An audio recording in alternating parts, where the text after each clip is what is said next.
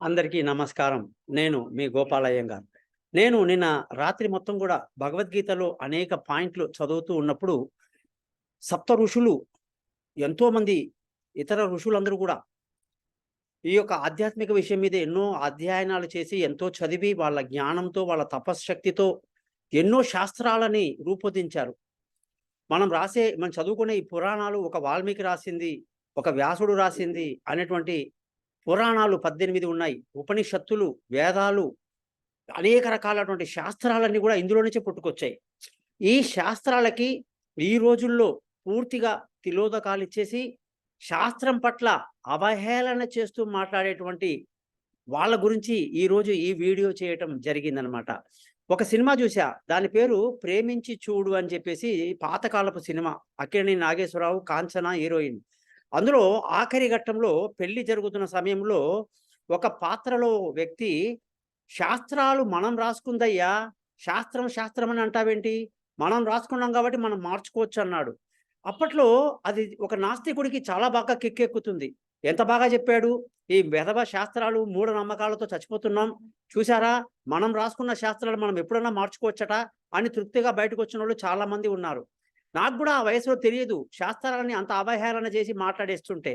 తర్వాత ఏమైందంటే, శాస్త్రం అనేది మామూలు విషయం కాదండి. జ్యోతిషపరంగా, ఆధ్యాత్మికంగా, హిందూ మతంలో ఉన్నటువంటి ధర్మశాస్త్రాల గురించి మాట్లాడేటప్పుడు ఒక చాలా ముఖ్యమైన విషయం చెప్తున్నా. ఈరోజు మా పాతకాలంలో భార్యాభర్తల మధ్య తక్కువ 5 ఏళ్ళు, మా నాన్నగారికి, అమ్మగారికి ఓ 10 ఏళ్ళు, 12 ఏళ్ళు, 11 ఏళ్ళు కూడా తేడా ఉన్న వాళ్ళు పెళ్ళిళ్ళు జరిగినాయి. తర్వాత 5 ఏళ్ళు తగ్గింది. తర్వాత ఇది 2 ఏళ్ళు, 3 ఏళ్ళు, ఇప్పుడు ఈక్వల్‌గా ఒకే క్లాస్‌లో చదువుతారు. ఒకే ఏజ్ పిల్లలు ప్రేమించుకునే తరహా ప్రపంచంలో వచ్చేసింది కాబట్టి, ప్రేమించలేని వాడు పనికిరానోడు కింద లెక్క. అమ్మాయైనా, అబ్బాయైనా ఇప్పుడు ప్రేమించాల్సిందే. కులము, మతము, గుణము ఏమీ ఉండదు. ప్రేమ అనేది గుడ్డిది. ప్రేమించేసాం, పెళ్లి చేసేసుకుంటామని ఈరోజు సమాజం ముందుకెళ్తున్నాం.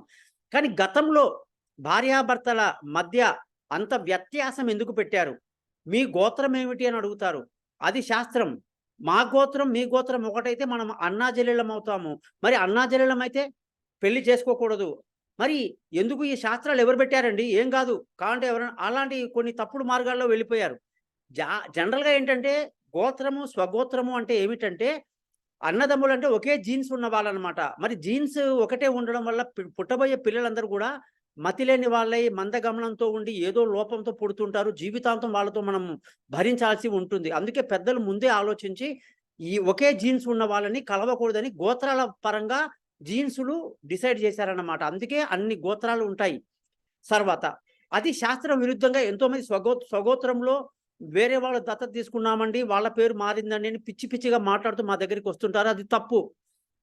ఇంకొక లేటెస్ట్ మోడల్ ఏంటంటే, భర్త లేని భార్య, భార్య లేని భర్త, కొడుకు పెళ్ళో, కూతురు పెళ్ళో చేస్తున్నప్పుడు వాళ్ళు పీటల మీద కూర్చుంటున్నారు.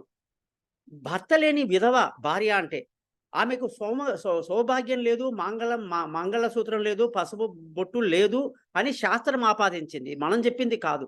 అటువంటి భర్త లేని స్త్రీ తన కొడుకు పెళ్లి చేస్తూ, "నేను కన్యాదానం తీసుకుంటాను" అని చెప్పటం శాస్త్రానికి ఎంత విరుద్ధమైనటువంటి మాట అది.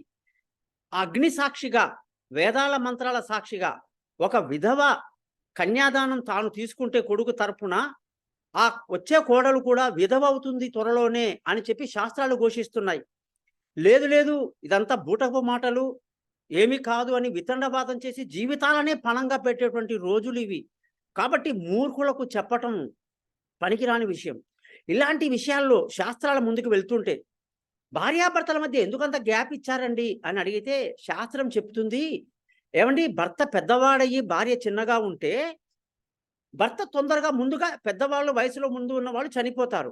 భర్త చనిపోయిన తర్వాత భార్య భర్త లేని విషయాలను గుర్తు చేసుకుంటూ పుట్టింట్లోనో, అన్నదమ్ముల ఇంట్లోనో, తోబుట్టువులో, తాను ఏకాంతంగానో, కొడుకో, కూతురో ఎక్కడో అక్కడ ఆవిడ బతికేస్తుంది. కానీ భార్య ముందు చనిపోతే భర్త కనీసం వారం కాదు 10 రోజులు ఉండలేడు. ఎందుకంటే వాళ్ళు కొట్లాడుకున్నారో, తిట్టుకున్నారో, ఎలా కాపురం చేశారో మనకు తెలీదు గానీ, ఎప్పుడైతే వాళ్ళిద్దరు కలిసిమెలిసి జీవితాన్ని సాగించారో, ఉదయం లేచినప్పటి నుంచి కాఫీ కప్పు దగ్గర నుంచి, టిఫిన్ దగ్గర నుంచి, భోజనాల దగ్గర నుంచి, నా భర్తకి ఇది ఇష్టము, అది ఇష్టం అని చెప్పి ఇచ్చేటువంటి భార్య గాని చనిపోతే, ఆ భర్తకి ఆల్మోస్ట్ పిచ్చెక్కిపోయి ఎర్రగడ్డలు చేరిపోతాడు. ఒక వారం 10 రోజుల్లో వాడు పిచ్చివాడైపోతాడు. అందుకే భార్య ఉండగలుగుతుంది, స్త్రీ ఉండగలుగుతుంది. ఆమెకు ఆ మానసిక ధైర్యాన్ని భగవంతుడు ఆల్రెడీ ఇచ్చాడు. కానీ భర్తకి, పురుషుడికి అది గుణం ఇది లేదన్నమాట. అందుకే పెద్దలు శాస్త్రంలో ఏం చెప్పారంటే, స్త్రీ చిన్నగా ఉండాలి, పురుషుడు పెద్దవాడై ఉండాలి. ఎంత పెద్ద అయితే అంత మంచిది. మరీ ఎక్కువ కాకుండా, పాతకాలం కాకుండా ఉండాలి అని చెప్పి ఒక పద్ధతి. ఆ శాస్త్రాన్ని కూడా ఎగతాళి చేస్తూ ఇవాళ ప్రపంచం ముందుకు వెళ్ళిపోతుందనమాట. మరి శాస్త్రాలు రాసిన వాళ్ళు ఏమన్నా పిచ్చోళ్ళా? మరి ఈరోజు శాస్త్రాన్ని నమ్మాలి అంటే ఎవరిని నమ్మాలో తెలియదు. ఏ గొప్పవాడు ఎవడు? ఎవడు నిజంగా శాస్త్రం గురించి మాట్లాడుతున్నాడు? ఎవడు అబద్ధం చెప్తున్నాడు? ఒక చిన్న ఎగ్జాంపుల్ అండి. ఒక మహానుభావుడు, ఋషి, తపస్వి తాను ఆధ్యాత్మికంగా ప్రతి గ్రామము, ప్రతి ఊరు తిరుగుతూ ఆధ్యాత్మిక ప్రసంగాలు చేస్తూ, ప్రజల్లో చైతన్యం చేస్తూ,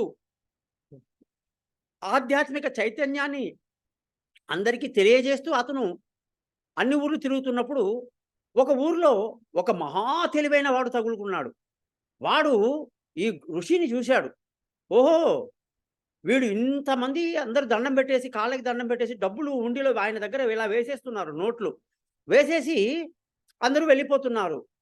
ఆయన ఒకరు చూసాడు. అబ్బో! బానే ఉంది సంపాదన. 4 మాటలొచ్చేసరికి డబ్బులు బానే పడ్డాయి అని వాడికి డబ్బు మీద పోయింది.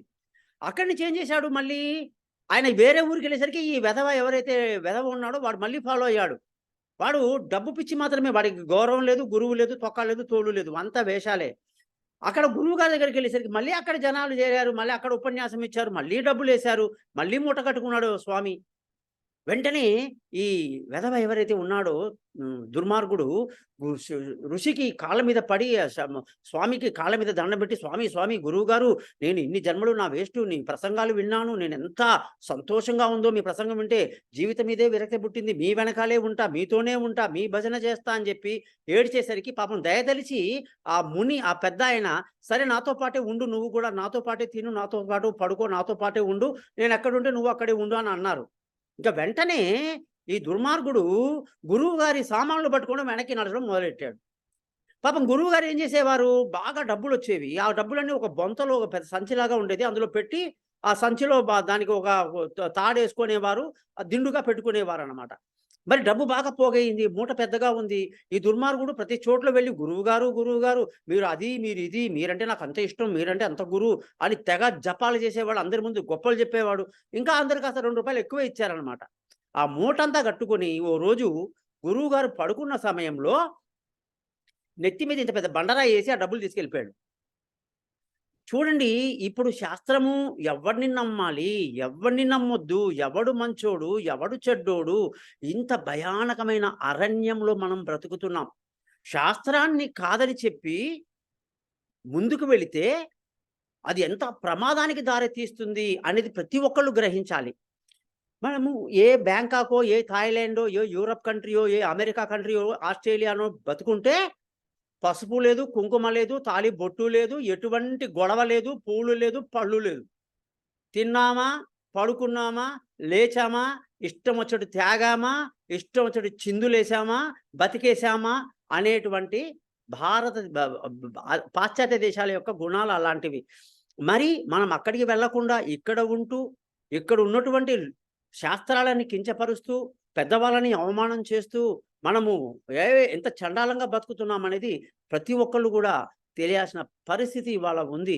గురువులకు మర్యాద ఇవ్వాలి, ఋషువులకు మర్యాద ఇవ్వాలి, శాస్త్రాలు పాటించే వాళ్ళకి మనం మంచి గౌరవం ఇవ్వాలి.